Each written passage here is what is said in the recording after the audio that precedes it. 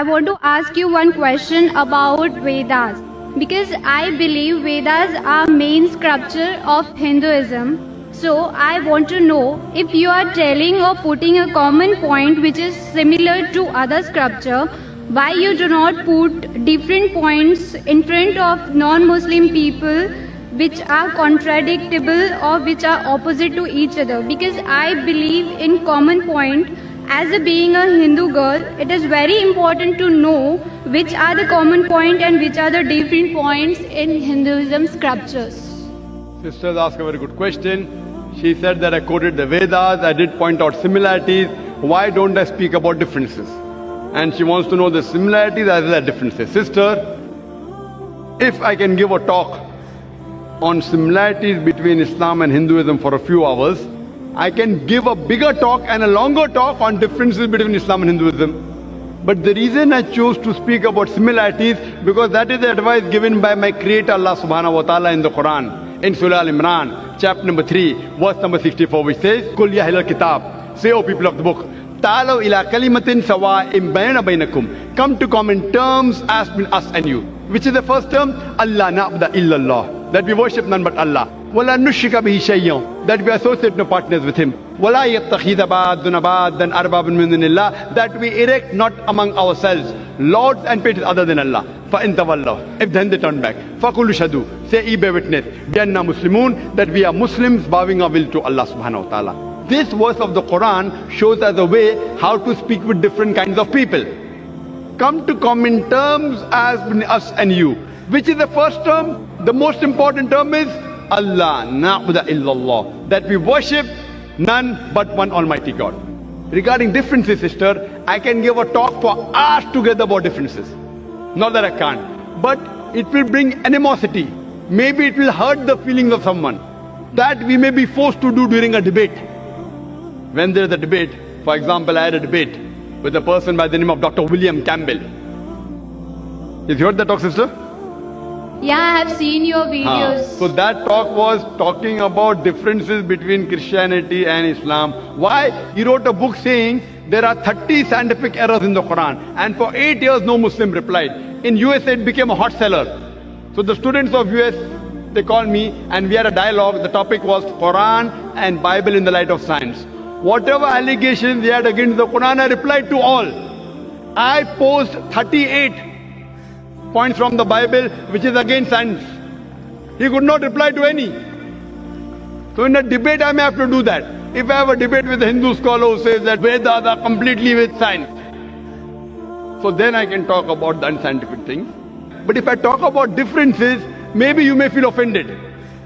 So if you want to go on a higher level, surely you can ask queries at IRF, we'll give you all the things. But in public, I personally don't want to talk about contradiction unless someone forces me. Not that we aren't aware, but if you know the similarity, what I'm telling you, let us agree to follow what is common. So what I tell the people, what is common in the Vedas, in the Bible, in the Quran, let everyone agree that at least one book is the word of God. Hindus will say Veda is the word of God, Christians will say Bible is the word of God, Muslim will say the Quran is the word of God. I tell them a thing which everyone wouldn't mind agreeing. Let us agree to follow what is common. So when you follow the commonalities in the Vedas, in the Bible, in the Jewish scriptures, Talmud, in the Quran, we find all the scriptures say there's one God. All the scriptures say the last and final messenger, Prophet Muhammad, peace be upon him. So I'm asking you, sister, why don't you believe in one God? I want to ask you the question, sister. Do you believe there's one God? Yeah, I believe in one God. Do you believe? And do you believe, sister, that the last and final messenger is Prophet Muhammad, peace be upon him? Just because I am asking you the question, because it is very difficult to understand Quran and Vedas, and I am so much confused which scripture is more important for me to achieve to the God. I mean, to worship sister, to the God. Have you heard my lecture on similarities between Islam and Hinduism, or Muhammad Sallallahu Alaihi Wasallam in the Hindu scriptures? Have you heard that? Yeah, I have heard. Do you know that your scripture says that the last and final messenger is Prophet Muhammad, peace be upon him? Yeah. Do you know that? Yeah. So do you believe Prophet Muhammad is the messenger of God? Yeah, definitely. Do you believe? Yeah. So if you believe there's one God, and you believe that idol worship is prohibited, and if you believe that Prophet Muhammad is the last messenger, in Arabic we call you as a Muslim.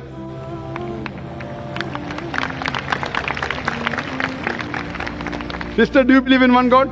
Yeah, I believe in one God. Do you believe there's no idol worship? Yeah. Do you believe that Almighty God has got no images? Yeah, You believe that? yeah. And you also believe that Prophet Muhammad is the messenger of God. So what you have entered, you may not have gone very high, but by saying this that there is no God but Allah and Prophet Muhammad is a messenger, you indirectly become a Muslim. Muslim means a person who submits his will to God. So do you submit your...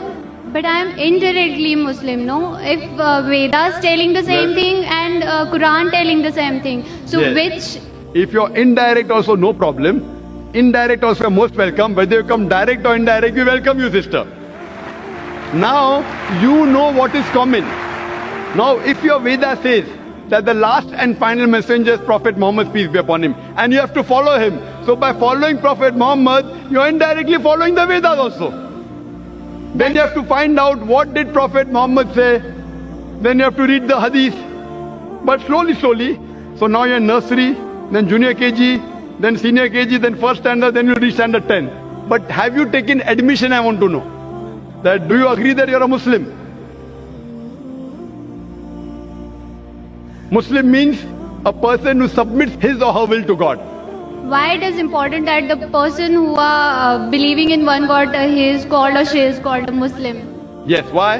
Muslim means a person who submits his will to God.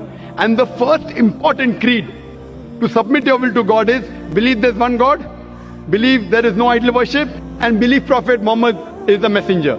If you say this, that means you have agreed to submit. And then it takes time. Then you go to standard 1, then slowly you may know what is required about fasting, about charity, not to rob, not to steal. All this comes later. But do you agree to submit your will is important. And do you agree to follow the teachings of Prophet Muhammad is important. What I want to ask you, sister. Yeah, I agree. So would you like to say the Shahada? Shahada means would you like to say in Arabic that there is no God but one God and Prophet Muhammad is the messenger? Yeah, there is a one God, and the Prophet Muhammad is the last prophet. MashaAllah. MashaAllah, sister. Congratulations. I would just say it in Arabic and I want you to repeat it. You know what you have said is the same thing. But I want to ask you, sister, is anyone forcing you to say this? No, no one. Is anyone putting pressure? No. It is completely out of your free will. Yeah. Okay, sister. I say in Arabic, just repeat it. Ashhadu Ashhadu Allah Allah ilaha ilaha illallah illallah wa ashhadu wa ashhadu anna anna Muhammadan Muhammadan abduhu abduhu wa rasuluhu. wa rasuluhu. I bear witness. I bear witness I bear witness that there is no God that there is no God but Allah but Allah and Prophet Muhammad, and Prophet Muhammad, peace be upon him, peace be upon him, is the servant is the servant and messenger of Allah. and messenger of Allah. MashaAllah. Thank you. I congratulate you, sister. Now we have entered the fold of Islam, and inshallah, for getting more knowledge, for going to first standard, second standard, third standard, be in touch with the sisters of the Islamic Research Foundation, and it will be a pleasure to guide you. And if you have any queries regarding Quran, regarding Islam, you're most welcome to ask. If you have any queries even regarding Hinduism, Yeah. etc., most welcome, sister. And I pray to Allah subhanahu wa ta'ala that may He grant you Jannah, sister.